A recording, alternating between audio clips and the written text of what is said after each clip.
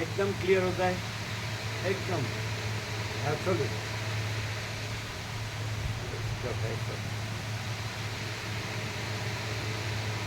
હું એ નથી અને હું નથી અને એ એટલે જુદું નથી, કેવળ સ્વરૂપ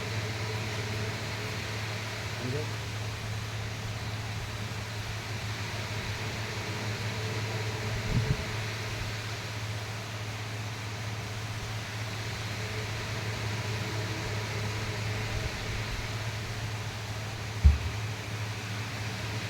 પાના નંબર 200 મોટા સારા લીંબુ આવ્યા નથી ને?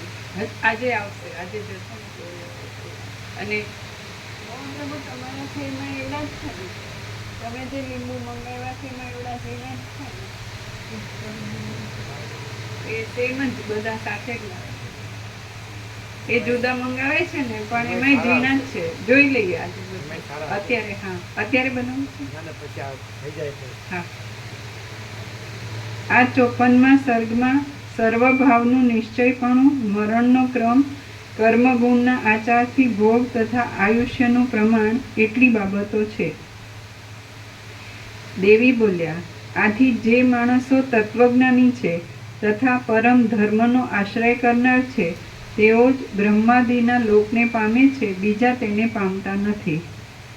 જેમ તડકામાં છાયાની સ્થિતિ થતી નથી તેમ મિથ્યા ભ્રમરૂપ આદિ ભૌતિક દેહની અહીંને અત્યારે here and now at this very moment, અહીંને અત્યારે જ આ ક્ષણે અમે કોઈ સૌથી ઉપરનો લોક છે જે અહીંથી ગણાવ્યા કે સરસ્વતી લીલાને લઈ ગઈ એના સમજે ને, તો એને બધા લોક ગણાવ્યા કે આ સૂર્યલોક છે, આ બ્રહ્માંડ છે, આ પૃથ્વી છે, પછી આગળ ધ્રુવલોક છે, પછી આગળ બ્રહ્મનો લોક છે, પછી વિષ્ણુલોક ગોલોક છે, શિવલોક છે, અને પછી જોયું તો સૂર્ય દેખાતો નથી, પછી ગાઢ અંધકાર છે, ઘન છે, પછી કે આ પરમાકાશ છે, એ અમાપ છે.